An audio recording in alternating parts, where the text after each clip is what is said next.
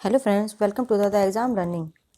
Friends, आज हम गुप्त साम्राज्य के पार्ट 2 को पढ़ेंगे। इससे पहले हम आधा पार्ट पढ़ चुके हैं, आधे शासकों के बारे में पढ़ चुके हैं। तो अब आज से स्टार्ट करते हैं। भानुगुप्त का शासक।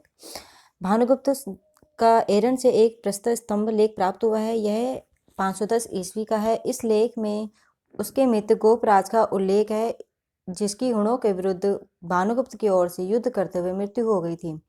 बुधगुप्त के बाद पूर्वी मालवा में जो घुड़ सत्ता स्थापित हुई, उसी का अंत करने के लिए भानुगुप्त ने यह युद्ध किया और इसमें उसे सफलता प्राप्त हुई।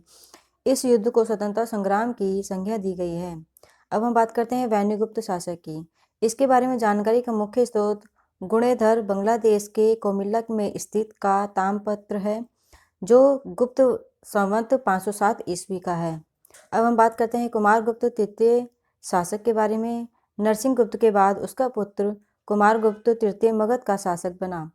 अब विष्णुगुप्त शासक। कुमारगुप्त तृतीय गुप्त वंश का अंतिम महान शासक था। नालंदा से प्राप्त एक मुद्रा लेख में विष्णुगुप्त का लेख मिलता है, जो संभवतः उसका पुत्र था, जो 550 ईस्वी तक राज्य करता रहा।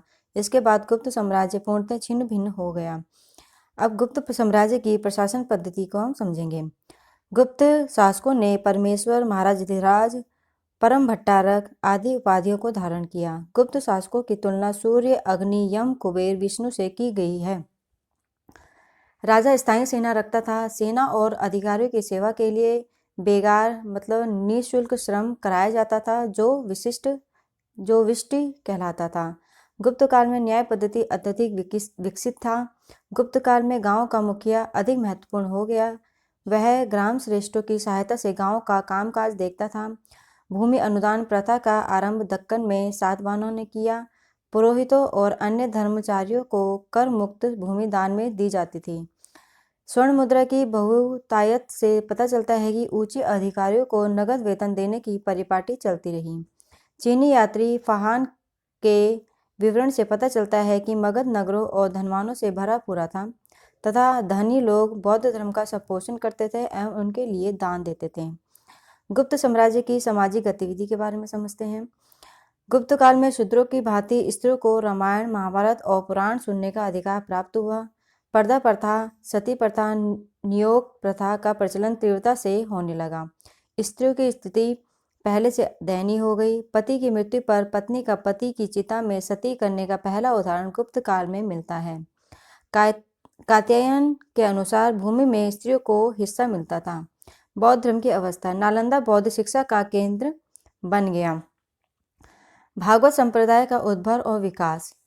इसका उद्भव मौर्योत्तर काल में हुआ। वैदिक काल में विष्णु गौड़ देवता थे। जब विष्णु और नारायण एक हो गए, तब दोनों के उपासक भी धर्म की एक ही छत्रछाया में आ गए। भागवत संप्रदाय के मुख्य तत्व हैं भक्ति और अहिंसा। 6ठी सदी में आकर विष्णु की गणना शिव और ब्रह्मा के साथ त्रिदेव में होने लगी। गुप्त काल प्राचीन भारत का स्वर्ण युग कहा जाता है। समुद्रगुप्त और चंद्रगुप्त द्वितीय कला और साहित्य के संपोषक थे। समुद्रगुप्त को आपने सिक्के पर वीणा बजाते हुए दिखाया गया है। समुद्रगुप्त को अपने सिक्के पर वीणा बजाते हुए दिखाया गया है। चंद्रगुप्त का दरबार नवरत्न आदि 9 बड़े बड़े विद्वानों से अलंकृत था। गुप्त काल में बनी 2 मीटर से भी ऊंची बुद्ध की कांस्य मूर्ति भागलपुर के निकट सुल्तानगंज में प्राप्त हुई। वास्तुकला में गुप्त काल पिछड़ा हुआ था। गुप्त काल में पाणिनि और पतंजलि के ग्रंथों के आधार पर संस्कृत व्याकरण का विकास हुआ। अब हम विज्ञान और प्रौद्योगिकी के बारे में जानते हैं। गणित के क्षेत्र में गुप्त काल का महत्वपूर्ण ग्रंथ आर्यभट्टियम है। इसके रचयिता आर्यभट्ट थे। आर्यभट्ट को गुप्त युग का सबसे महान वैज्ञानिक, गणितज्ञ व ज्योतिषी माना जाता है। वराहमिहिर, नागार्जुन रसायन व धातु विज्ञान के विख्यात ज्ञाता थे। आयुर्वेद के सबसे प्रसिद्ध विद्वान धन्वंतरी थे, जो चंद्रगुप्त द्वितीय विक्रमादित्य के दरबारी थे। गुप्तकालीन शिल्पकारों ने अपना कौशल लौह और कांस्य कृतियों में दिखाया है। लोहे की वस्तुओं में सबसे अच्छा उदाहरण लोह स्तंभ है, जो दिल्ली के महरौली में स्थित है। इसका निर्माण ईसा की सदी में हुआ और तब से 16 वर्षों के पश्चात भी इसे जंग स्पर्श नहीं कर पाई है। अब हम गुप्त साम्राज्य के पतन के कारणों को समझेंगे। चंद्रगुप्त द्वितीय के उत्तराधिकारियों को ईसा की 5वीं सदी के उत्तरार्ध में मध्य एशिया के हुणों के आक्रमण का सामना करना पड़ा। गुप्त सम्राट स्कंदगुप्त ने हुणों को भारत में आगे बढ़ने से रोकने के लिए बहुत प्रयास किए।